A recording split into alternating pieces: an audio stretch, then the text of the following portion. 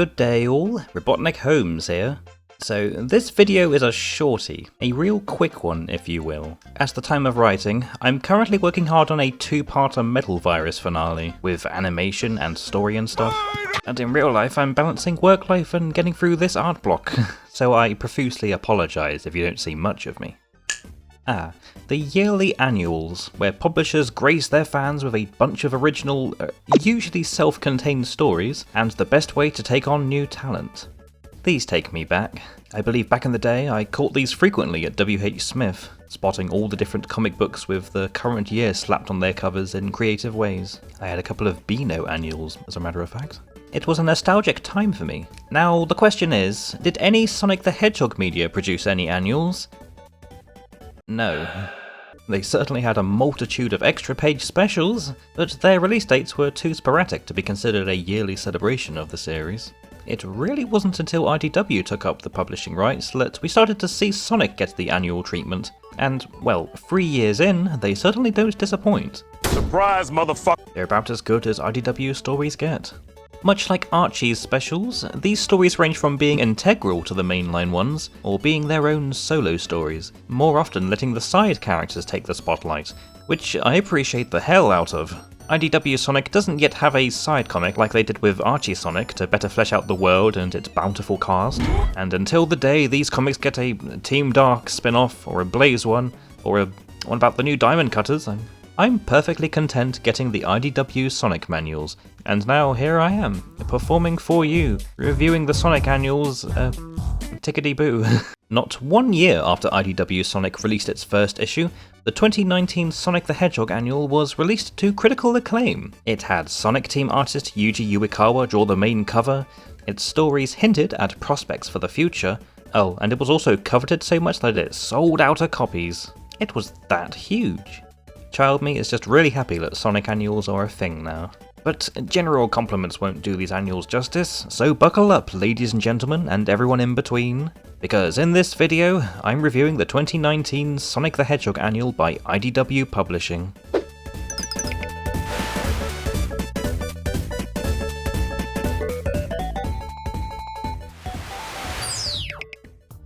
With a main cover like this, how can it not hype you up for the adventure to come?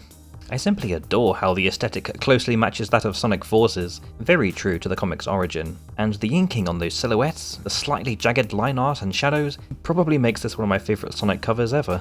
Thank you Sega for letting the Sonic Channel dude draw this. The one by Hernandez is admittedly simple, being a couple of pics from the reference sheet slapped onto a notebook page, much like Stanley's one for number 12, but Jill's design is just cute enough for me to give it a pass. Such a classy little lady. Fordrain's one is certainly the most wholesome. I love seeing Blaze and Silver together, and to have them gardening together with little farmers' outfits and hats is super adorable. You're doing great there, you big dog, but careful you don't drown that thing. Well, that's the covers noted. Now let's get into each of these little stories, all done by different writers. Yeah, for the first time, Flynn isn't the only one on writing duty. There's even future main writer Stanley here too. But I'm getting ahead of myself. Let's dive right in. I'm sure the pool Silver produced is big enough. Story 1, Bonds of Friendship, is the opener for this 40-page annual, starring Tangle the Lemur, her new friend Whisper the Wolf, and Jewel the Beetle, owner of Spiral Hill Village's Mineral Museum. This story was her first introduction to fans, so ignore the fact that I brought her up already in the Tangle and Whisper miniseries. Oops. After some introductions and brief backstory, the Babylon Rogues burst in. Nice to see these goobers again. Aboard their extreme gear, they make leave of all the gems and shiny stuff in Jewel's possession, including a very sneaky Steven Universe reference. And I'm only now noticing this while recording, but I put Jews instead of gems. Our new girl Jewel is also stolen, with Storm mistaking her for an oversized piece of jewellery. Time for Whisper and Tangle to go rescue her through the power of teamwork. So Jet and Wave realise that they stole a live person on board their ship, something the former is totally fine with, but the latter chastises him, and the two bicker their heads off, even with their opposition standing in the room with them and their stolen loot. Overhearing the arguing birds, Storm, not being the brightest of the bunch, misinterprets it as instructions and tosses the girl right off the ship, injuring her wing in the process. Whisper, possibly because of dead friend's trauma, swoops in to go save her, and Tangle does so too in the most outrageously awesome fashion. And nicking back their jewels in admittedly a very funny couple of panels. The day is saved, the Wisps all help return the jewels, and the place is all cleaned up. Even Jules' wing is recovering. The story ends with a reinforcement of the sweet extrovert-introvert friendship we love. That's probably how I'd describe this story. Sweet. It's a cozy little snippet of what goes on in Tangle's hometown. I enjoy the bits where we see the cast just exist together, almost as much as the light action in the second half. Flynn's writing is fun and quippy in all the right places, and the art and the colouring by Hernandez adds a nice, chill vibe to the whole thing. It's a vast improvement over her art for issue number 3. The character interactions are certainly what I got the most enjoyment out of, be it from the heroes' quaint interactions at the start, or the bickering of the rogues. Overall, quite a positive opener for the annual, but can it keep up this level of quality? We'll see. Story 2, Jet Set Tornado, evidently a reference to Jet Set Radio, another Sega property. You think they'll ever make more of these games? They did have Beat appear in Banana Mania, and Sega does want to make new movies out of their other properties. Anyway, not much to say about this one. It's pretty much an embodiment of how safe IDW comics can be when compared to media from the 2000s and 2010s. It's got some good aerial panels of Sonic and Tails being total bros while chasing a badnik. It's not too bad. The art by Lawrence is decent, even if sometimes the expressions can be a little iffy, and the colouring is about as pleasantly vibrant as the previous story, so props to Ito. I like the detail of the sky changing over time, shifting from a cloudy weather to a mid-green tone, and finally ending on a sunset at the end. The story itself is really nothing much to write home about. It's very basic, but if you enjoy seeing the duo and their camaraderie in the heat of battle, then I think anyone could find something to like here.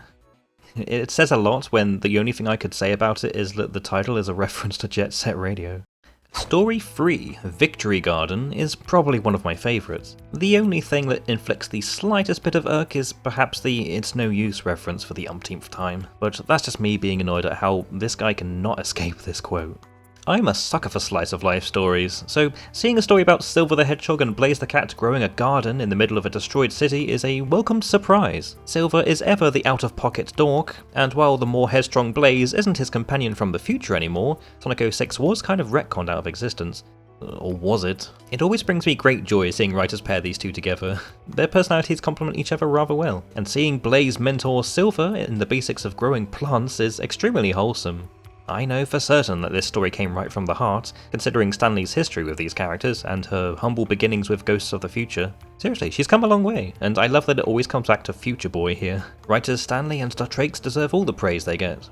More on topic, the story is also drawn and coloured differently than the others. The lighting is much more muted, befitting the location within a destroyed city, and the colours only become more vibrant once Blaze does her fiery thing, and on the last page of the story. I love this. My personal fave ending panel right there. And I may be biased, because I ship these two to the moon and back. Story 4. As the Bash Brothers gleefully put it, The Lost Pyramid of Dr. Eggman. Oh wait, it's down there. Yeah, the Doctor's Pyramid headquarters from Sonic Adventure 2 makes a return. Its abandoned innards being looted by Rough and Tumble. Funny that the place is totally empty, of ghosts or gun soldiers alike. Especially the latter, because weren't they all around the perimeter in the game? But you know what is still here? Rouge the Bat, also looking for treasure, and looking really good in Skelly's style. And another egg golem, though the Skunk Brothers shortly deal with that. Rouge meanwhile encounters something on her own, and she becomes a mummy, which scares off the brothers. But it's all an act just to protect the Fennec Foxes who are now settled here. How heroic of her. Rouge is kinda called out for initially coming here to rob the place too, but they let her go with the treasure regardless. A happy ending for the Bat. This story is another fun little romp, this time focusing around some of the Rogues gallery. The art by Skelly is terrific as always. We rarely see her on penciling duty in IDW Sonic, but I'll take what I can get. The character expressions and the dynamic poses of movement are all very well done. And I like that Ruff's cynicism and Tumble's fear of the place being haunted are reversed at the end of the story. The colouring? My god. Tramontano utilises a blend of vibrancy and moody hues appropriate for the spooky pyramid base. My only nerd gripe, and for real, it's a very small thing, but there weren't that many connections to the game this pyramid base came from, except for a couple of visuals. Other than being stated, you hardly guess this used to be an Eggman base, or a gun stakeout point. I know it's probably a very weird complaint, like it doesn't reference the game enough, but you'd think Rouge would express some familiarity to the pyramid base that she swooped around in. But I digress. The story, as silly and simple as it is still a joy to read. Story 5, Sonic Fan Club. Ah yes, the issue where we first get to see the combination of Gray's art and Graham's colours. And Sega, keep letting these boys cook, they make amazing stuff. There's also Kotcholka, who as far as I know for Sonic, only wrote for this annual. This closing story revolves around this group of Sonic fanatics, most of them being rather competitive for being the club president, as kids wont to be. Things are all fun and games, but the tone momentarily takes a nosedive into the serious when the kids encounter an actual badnik, a giant egg porn model. They are thankfully in no danger, and the bot is met by Tangle the lemur, who had been wandering the woods, I guess. She does a big old action comic-esque power move, but instead she just ends up getting tangled up. And apparently Sonic had run in and scrapped the bot while she was distracted. End story. I guess she really didn't meet him until issue number 4, huh? I'm assuming anyway, because they don't clarify that they just met yet. But enough about my silly continuity monologues.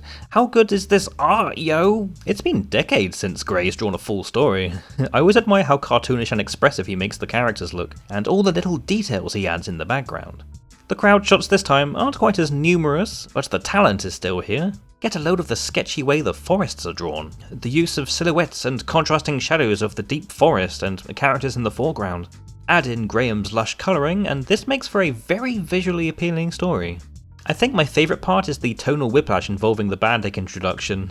A giant killer robot is an obvious danger for any normie in the Sonic world, especially if they happen to be children, but the way pages go from being intense and surrounded in ominous static to the kids harmlessly whacking on a confused Badnik is so comically abrupt I'm sure it's intentional. The story overall is as you'd expect, with one focus on a bunch of kids trying to play hero. But with the writing being more typical and obviously aimed towards a younger crowd, I'm content to just switch my brain off and enjoy the pretty cloak. And that's everything within the 2019 Sonic Annual. Certainly a celebration of the comics up until that point, bringing in elements from different games, letting characters vibe together, and even bringing in veterans from the Archie Sonic days. It's not got the most well-written stories ever made, though it's certainly a step up from the IDW Sonic stories at the time with their formulaic introduction issues. For real, the biggest thing carrying this annual is the truly eye-catching art and colouring. If I were to rank the book as a whole, I'd say this annual gets a 7 out of 10, just above a 6. Though with the Metal Virus arc around the corner, who knows how low that score will go with how depressed I get. Next time I'm gonna keep on reviewing Sonic annuals, cause they are cool and everyone needs to know about them. Stay safe, you guys. Thank you ever so much for watching, if indeed you still are, and I'll see you in the next video.